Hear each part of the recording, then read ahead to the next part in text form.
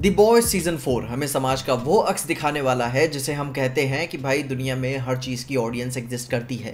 वो ग्राहक हमेशा सही रहते थे जो भाई हर डिजेनरेट चीज़ को सपोर्ट करते होंगे, इवन उस लॉ के खिलाफ भी लड़ेंगे जो लॉ उन्हें प्रोटेक्ट कर रहा होगा और अपने जनाजे का कफन खुद ही तैयार कर रहे होंगे। जहाँ भाई ये सीजन 4 का सब्सटेंस वही है कि भाई एक मुर्गा KFC को सपोर्ट कर रहा हो। होमलैंडर का वॉर्ड को टेक ओवर करने के बाद हम सबके दिमाग में ये चल रहा था कि जियान कार्लो किसी मास्टर प्लान के साथ वापस आएंगे और होमलैंडर को उसकी औकात दिखाएंगे एंड इवेंचुअली वॉट एम्पायर को गिरना होगा। मगर एम्पायर गिर रहा है लेकिन किसी और तरीके से। इट लुक्स लाइक कि होमलैंडर अब 7 को किसी सेलिब्रिटीज की तरह नहीं बल्कि देवताओं की तरह मार्केट कर रहा है, जिसका नेक्स्ट गोल बच्चों के खिलौने बनाना या फिर कोई फार्मास्यूटिकल कंपनी बनना नहीं है बल्कि वो देश चलाना होगा। He's clear with his words कि भाई वो एक wrathful gods हैं, देश करप्ट है और उसे ठीक करने के लिए उन्हें कुछ बहुत ही टेरिबल चीजें करनी पड़ेंगी ताकि सबका विकास हो सके।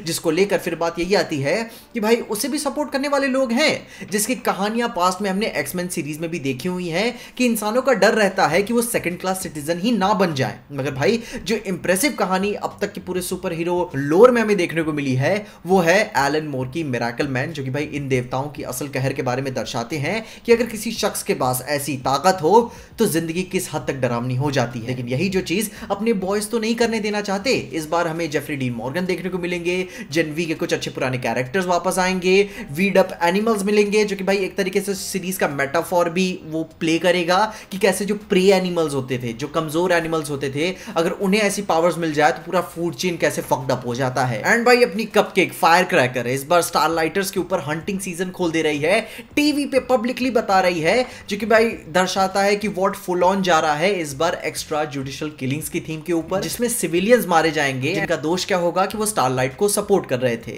जहां भाई तैयार रहना, थोक के भाव मासूम लोग मारे जाने वाले हैं। विक्टोरिया न्यूमैन आगे चल के अपने प्रेसिडेंटशिप के चुनाव को लड़ेगी भी है, जीतेगी भी ही, जहां एंड में उसको मरना भी होगा। खैर वो बात आगे कुछ सीजन्स की है। वो भी भाई अपनी जेनवी से अपनी मैरी मनरू को भाई तैयार कर रही है ताकि होमलैंडर के खिलाफ वो एक वेपन को खड़ा कर सके।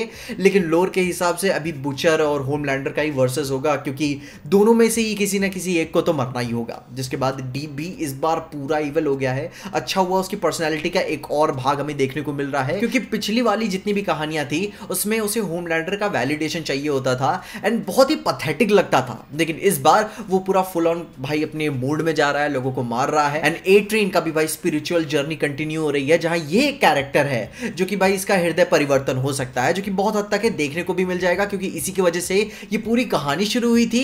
एंड जैसे ही वो चेंज होगा ना, ये भी मारा चल जाएगा, क्योंकि भाई rest in peace Queen Maeve. And इन सबके बीच में सबसे इंपॉर्टेंट उम्मीद द बॉयज को ये मिल चुकी है कि सुप्स को मारने वाला वायरस उन्हें मिल चुका है, जो कि भाई बुचर के हाथ लग गया है। एंड जैसे ही टीम डिसबैंड हो गई थी, इस बार फिर से सब एक साथ आएंगे एंड ये वायरस ही उन्हें एक साथ लाएगा कि we can end this once and for all. Butcher तो भाई बोल ही रहा है कि उसके पास टाइम कम बचा हुआ है, लेकिन हम सब जान रहे हैं कि बकचोदिया कर रहे हैं, वो बंदा जिंदा रहेगा, क्योंकि होमलैंडर और बुचर में से अगर कोई मरा तो सीरीज मर जाएगी। ऐसी कहानी है जहां पे भाई उस वायरस को अच्छी तरीके से स्टडी करने के लिए भाई वो बान में जाते हैं, क्योंकि भाई उनका पुराना वाला सीक्रेट हेडक्वार्टर्स नोआर के थ्रू भाई कॉम्प्रोमाइज हो चुका है। एंड नोआर भी भाई उसका भी क्लोन वाला मामला होगा, क्योंकि भाई एंड में वो होमलैंडर को कंट्रोल करने में काफी काम आएगा। एंड जिसने भाई कॉमिक्स को भाई थोड़ा जाना भी है तो ये बात जानते हैं कि भाई नोआर कॉमिक्स में होमलैंडर का ये एक अलग वर्जन है और एंड में उसकी बड़ी गंदी लेता है, जहां पे फाइनली ये फील हो रहा है कि we are in the end game. मगर एटलीस्ट वो अभी भी पूरी दी बॉयज फ्रेंचाइज को 2 से 3 या 4 सीजन खींच सकते हैं, क्योंकि यह सीजन जो है, जिस सीजन पे जिस पॉइंट पे अभी हम आके पहुंच चुके हैं, ये अब कोई सरकाजम वाला मोमेंट नहीं रहेगा, ना ही हमें कोई और भी ज्यादा मेटाफॉर्स देखने को मिलेगा, क्योंकि भाई we are going to see shit. अब जैसी भी चीजें होने वाली हैं वो मैच्योर उम्र, वो पीक पहुंच चुके हैं कि भाई अब यहां से जो होने वाला है वो जिंदगी में काफी ज्यादा हिट करेगा। जैसे आप आराम से कह सकते हो कि we are in the big leagues now.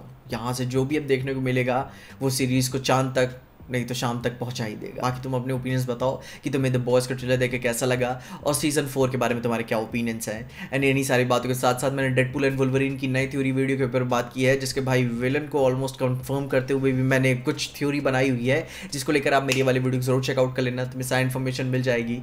मगर तब तक के लिए देखते रहिए पीजे एक्सप्लेन।